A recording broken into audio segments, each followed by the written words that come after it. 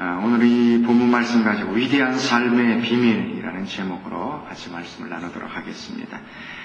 마가복음은 처음 시작을 하면서 세례 요한에 대해서 먼저 이야기하고 있습니다. 마태복음과 누가복음에서는 예수님의 어떤 출생에서부터 시작을 하고 있습니다. 그러나 마가복음은 예수님의 출생을 기록하지 않고 있습니다. 대신에 이제 세례 요한을 먼저 등장을 하고 있습니다. 그 이유는 바로 이 마가복음이 로마인들에게 썼기 때문에 그렇습니다.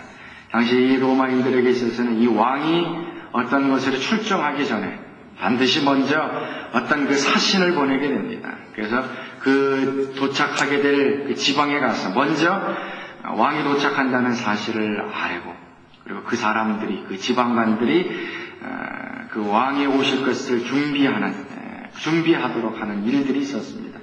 그렇기 때문에 이 왕이신 메시아이신 예수님께서 오시기 전에 이제 그 일을 감당하는 세례 요한의 이야기를 쓰면서 바로 예수 그리스도가 메시아라는 것을 나타내기 위하여서 바로 이렇게 했습니다. 누가복음 7장 28절 말씀 보면 여자가 낳은 자 중에 요한보다 큰 이가 없도다라고 얘기하면서 이 세례 요한이 삶이 얼마나 위대했던가 하는 것들을 좀 볼 수가 있습니다. 오늘 이 본문 말씀을 통해서 이 세례 요한의 삶을 통하여서 과연 위대한 삶의 모습이 어떤 것인가 하는 것들을 좀 살펴보려고 합니다. 첫 번째로는 세례 요한은 하나님의 사명을 인식하면서 살았습니다. 우리 2절 3절 말씀 보면 선지자 이사야의 글에 보라 내가 내 사자를 내 앞에 보내노니 그가 내 길을 준비하리라. 광야에서 외치는 자의 소리가 있어 이르되 너희는 주의 길을 준비하라. 그의 오실 길을 곧게 하라라고 얘기를 합니다. 세례 요한은 메시아신 예수님께서 오시기 전에 그 길을 곧게 하는, 그 길을 준비하는 일들을 하는 일들을 감당합니다. 두 예언서를 인용하고 있죠. 말라기 3장 1절과 또 이사야서 40장 3절 말씀을 이야기하면서 바로 사도 요한이 400년 전, 700년 전에 했던 그 선지자의 예언이 자신을 향한 말씀으로 받아들이면서 세례 요한은 사명을 발견하게 됩니다. 이 두 그 선지서의 그 공통점, 반복해서 나오는 단어가 무엇인가 하면 이 준비하라라는 것이에요. 내 길을 준비하리라. 그리고 주의 길을 준비하라.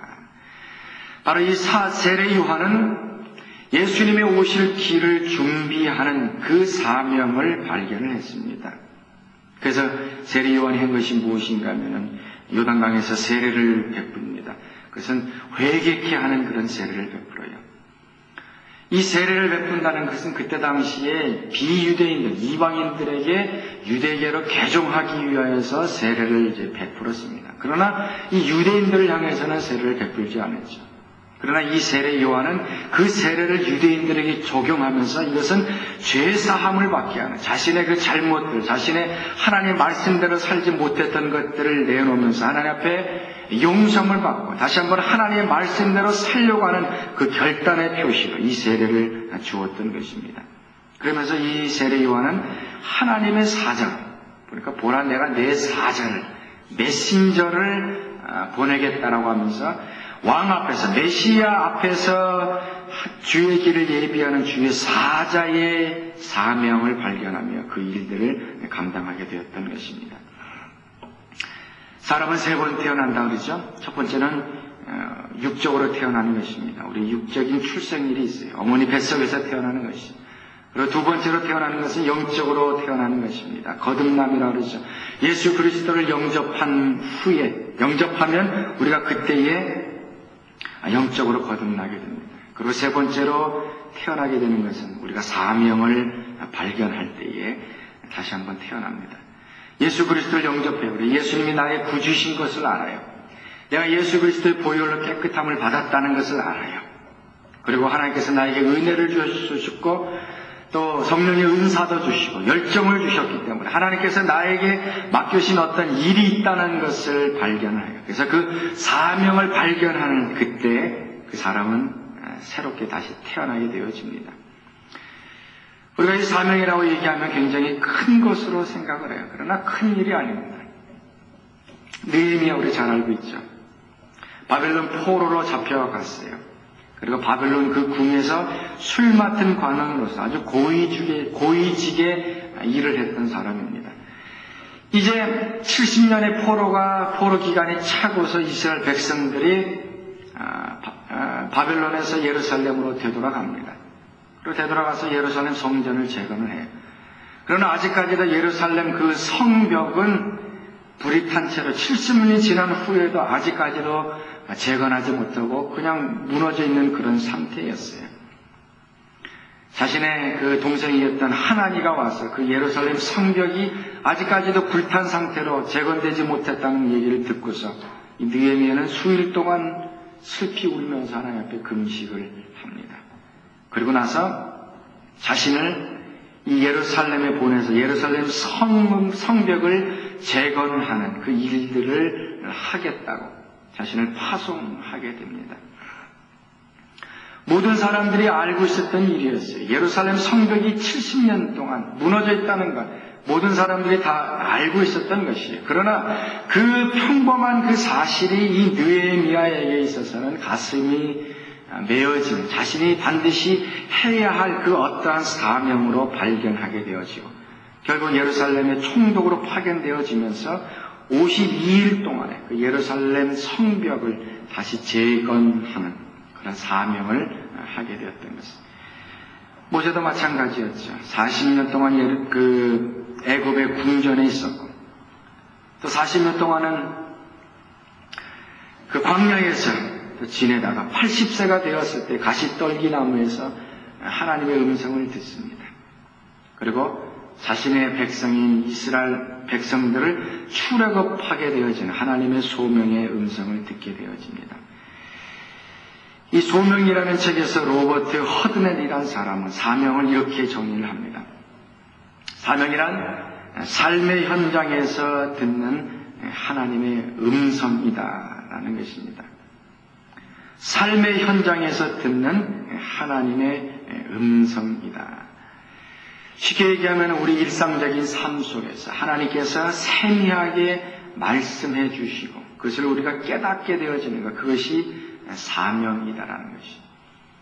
어떤 환상을 보고 비전을 듣고 하나님의 어떤 그 음성을 듣고서 내가 해야 될 것들을 하나님께서 말씀해 주시고 그것을 받아들이면 그것이 사명이라는 것이 아니고 나의 지금 현재 처해 있는 그 상황 속에서, 삶의 현장 속에서 하나님은 큰 소리로 얘기하는 것이 아니라 조그맣게 말씀하시는, 세미하게 들려주는 그 음성을 듣고서 내가 그 일들을 감당하게 될 때 그것이 바로 사명이다라는 것이.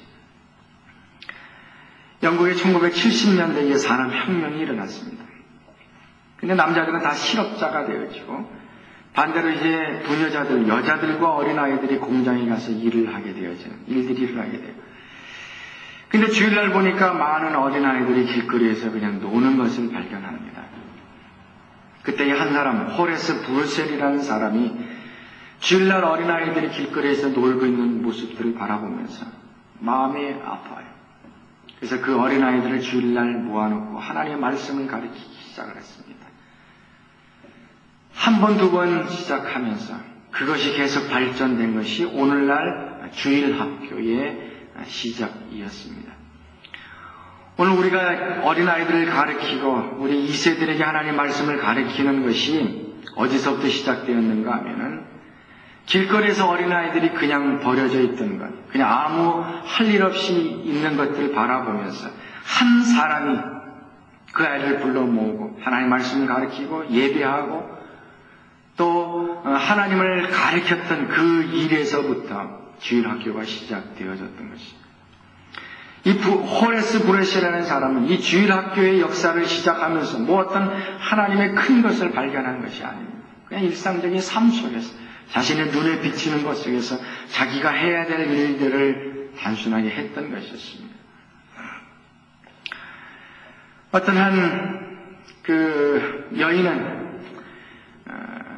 이제 아들이 있었는데, 외아들이 있었는데, 이 외아들이 이제 17살, 이제 12학년 때에 이제 운전면허를 땄어요. 보통 뭐 부모들이 마찬가지지만 처음 이제 운전면허를 따면 이제 걱정을 하죠. 이 아이들이 좀 난폭하게 이제 운전하지 않게 좀 안전하게 좀 운전하기를 이제 바라고 있었어요. 그런데 뭐 10대들이 그렇습니까? 그냥 뭐 자동차라는 것이 그들에게는 무서운 것이 아니고 하나의 뭐 장난감도 같이 느껴지니까 그냥 냅다 그냥 밟고 과속을 합니다. 거기다가 자신의 아들이 이제 술을 먹고서 음주운전을 하고 음주운전을 하다가 결국에 와서는 사고를 내고서 죽고 맙니다. 하나밖에 없는 그 외아들 17살 아직 뭐 피지도 못했던 그런 인생이 그냥 교통사고를 당해서 죽고 말아요. 이 부인의 마음은 그냥 무너져 내립니다. 마치 그냥 뭐 청천벽력과 같이 아무것도 먹지 못하고 뭐 1년 2년을 그냥 그 슬픔 때문에 그 아픔 때문에 살아가지를 못해요. 정신병원에도 많이 들어가고 심리치료도 받고 여러 가지 것들을 합니다. 그러는 도중에 이 마음속에서 이 여인의 마음속에서 이런 생각이 듭니다. 내 아들은 죽었다. 그렇지만은 내 아들과 같은 똑같은 나이의 그 아이들이 또다시 죽는 것을 내가 방지할 수는 있겠다라고 생각하면서 이 사람은 한 1년 2년 그 슬픔과 괴로움과 뭐 무기력증과 그냥 정신착란 그 속에서 이 여인은 다시 거듭납니다. 그리고 나서 모든 고등학교에 음주운전 방지하는 그런 캠페인과 그런 교육을 하러 나가기 시작했어요. 자신의 아들이 음주운전 때문에 죽는 그런 슬픔과 아픔 속에서도 이 여인은 다시 한번 새로운 사명을 발견해요. 그래서 자신의 아들과 똑같은 그런 젊은 아이들이 죽지 않도록 술을 먹고 운전하면서 죽지 않도록 교육하는 그 일들. 그래서 미국의 그 각주를 돌아다니면서 이 음주운전 반대에 대한 교육을 하면서 자신의 일생을 바치게 됩니다. 많은 사람들이 이 사명이라는 것이 굉장히 큰 것으로 생각을 하는데 그렇지 않다라는 거예요. 여러분 무슨 위대한 사명을 이루려고 생각하지 않기를 바랍니다. 평범한 일 가운데서도 하나님의 음성을 듣고 순종하게 되어지면 바로 그것이 우리에게 사명이 되어지는 것입니다. 길거리에 있는 어린아이들, 노인들, 장애인들, 학생들, 뭐 가난한 사람들, 학대받고 있는 어떤 여인들, 또 억압받고 있는 사람들, 또 복음을 듣지 못한 그런 사람들, 지금 여러분의 삶의 현장에서 하나님께서 세미하게 들려주시는 그 음성을 듣고서 여러분들이 순종하며 믿음으로 일을 시작하면 바로 그것이 사명이 되는 것입니다. 바로 이 사명을 발견하기 시작할 때 여러분들은 위대한 삶이 시작되어지는 것입니다. 두 번째로 이 세례 요한은 삶의 높은 기준을 설정하고 살았습니다. 6절 말씀 보니까 요한은 낙타 털옷을 입고 허리에 가죽띠를 띠고 메뚜기와 석청을 먹었다라고 얘기를 합니다. 약태털, 낙타털을 입고 허리에 가죽띠를 띠고 무슨 어떤 도인과 같은 그런 느낌이죠. 지금 광야에서 지금 세례 요한은 살고 있었습니다. 광야의 어떤 그 도사와 같은 그런 느낌을 듭니다. 어떤 신비한 느낌을 주기 위해서 이 세례 요한이 이런 낙태털과 허리에 가죽띠를 입었을 수도 있습니다. 그러나 이 세례 요한은 어떤 다른 사람들에게 신비함을 주기 위하여 그런 옷을 입었던 것이 아니라 자신이 엘리야를 대신하고 있다는 것을 상기시키기 위해서 그랬습니다. 열왕기하 1장 8절 말씀에 보니까 그들이 그에게 대답하되 그는 털이 많은 사람인데 허리에 가죽띠를 띠었나이다 하니 왕이 이르되 그는 디셉 사람 엘리야라. 엘리야는 이 털이 많은 사람이었어요. 그리고 허리에 가죽띠를 띠었다라고 얘기를 합니다. 이 세례 요한은 누가복음에 보면은 엘리야의 심정과 능력을 가지고 나타나겠다라고 말씀해요. 엘리야처럼 메시아가 오시는 것을 준비하기 위하여서 세례 요한은 살아왔어요. 그래서 그 모든 것들을 그렇게 행해왔습니다. 세례 요한이 광야에서 세례를 베풉니다. 많은 사람들이 몰려왔어요. 수많은 사람들이 그 세례를 받고 죄사함을 받고 왔습니다. 한때 영웅처럼 이 세례 요한은 떠받들어졌어요. 그러나 이 세례 요한의 삶은 도리어 더 낮아지는 삶을 살았던 것입니다. 그 이유는 자기 자신을 지키기 위해서 그랬습니다. 먼저 세례 요한은 편안함을 포기를 했어요. 많은 사람들이 이 세례 요한에게 왔습니다. 근데 세례 요한은 편안함을 포기를 했어요. 요즘 같아서는 헌금을 좀 받아서 좋은 집을 짓고 파티를 하고 밤새도록 파티하고 나서 그 다음날 일어나서 몇 사람 세례를 주는 그러한 삶, 편안한 삶으로 살아가지 않았다는 거예요. 결국 편안함과 명예가 자신을 갉아먹는 영적인 암 존재인 것을 깨달았어요. 편안함을 포기하고 이 세례 요한은 불편함을 선택을 했습니다. 그리고 두 번째로 이 물질주의를 배격을 했습니다. 당시 제사장들, 종교 지도자들은 얼마나 멋있는 옷을 입었는지 모릅니다. 제사장들이 입는 그 옷들 얼마나 화려한 것인지 많은 사람들의 그 관심을 끄는 그런 옷이었어요. 그러나 요한은 낙타의 털과 허리에 가죽띠를 띄었어요. 결국 물질적인 소유가 사람을 평가하는 그 기준이 아니다라는 것을 많은 사람들에게 보여준 것입니다. 외모라든지 아니면 이 가진 것들이 어떤 성공의 표시가 아니다라는 것을 보여주기 위했던 것이, 세례는 많은 사람들이 오는 곳에서 이 제사장들, 종교 지도자들보다 더 멋있는 옷을 입을 수 있었을 것이에요. 그리고 자신의 그 능력과 어떤 그 세력들을 과시할 수 있었을 것이에요. 그러나 세례 요한은 깨달았어요. 그렇게 하는 것이 아니다라는 것이, 어떤 외모나 가진 것이나 이런 이 물질적인 것들이 어떤 사람의 성공을 나타내는 것이 아니다라는 거예요. 그리고 세 번째로 이 세례 요한은 식욕을 정복을 했습니다. 먹고 마시는 것, 이것을 정복을 했어요. 메뚜기와 석청이라고 그래요. 이 석청은 이제 야생꿀을 얘기를 합니다. 메뚜기와 야생꿀을 먹으면서 세례 요한은 살아왔어요. 좋은 음식을 먹는 것, 그건 나쁜 것은 아닙니다. 그러나 이 세례 요한은 단순한 식사를 선택을 했다는 거예요. 배불리 먹고 기름진 음식을 먹으면서 자신을 평화롭게 호화호식하는 것을 삼지 않고 결국 식욕에 끌려다니질 않아요. 먹고 싶은 거, 맛있는 음식을 찾아서 먹으러 다니는 그런 것이 아니라 자신의 식욕을 통제하면서 살아왔던 것이, 오늘 우리 가운데 이 미식가들 있지 않습니까? 맛있는 음식 찾아다니면서 먹는 그런 사람들. 그 하나의 재미로 삶을 살아가는 그런 사람이에요. 그러나 이 세례 요한은 이 식욕을 다스리고 정복을 했어요. 자신이 먹고 싶은 것, 마시고 싶은 것, 그것대로 하지 않고 정말로 단순한 식사, 다이어트하는 어떤 그 절제하면서 물질주의와 어떤 이 편안함을 제거하기 위해서 절제된 생활을 했어요. 그래서 철저히 자신을 통제하고 절제하고 자신을 부인하는 그러한 삶을 살아왔던 것입니다. 마태복음 5장 20절 말씀에 뭐라고 말씀합니까? 너희의 의가 바리새인과 서기관들보다 높지 아니하면 결단코 천국에 들어가지 못하리라. 우리 예수님께서는 우리 삶의 기준은 바리새인과 서기관들보다 더 높게 설정해야 된다라고 얘기하고 있습니다.